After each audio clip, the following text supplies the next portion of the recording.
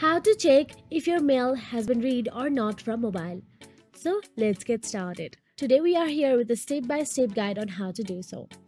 Firstly, open the Google Play Store on Android or App Store on iOS.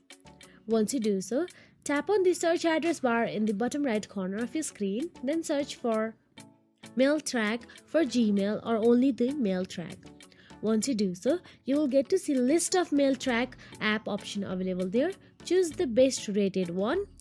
All you have to do is tap on it and download it on your mobile device. Then open the Mail Track app, sign in using your email account credentials, then grant the necessary permissions for Mail Track to integrate with your email.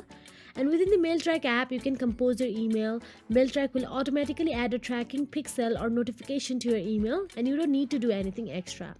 So that is it. If you found this video helpful, please like, share and subscribe our channel, and thank you so much for watching.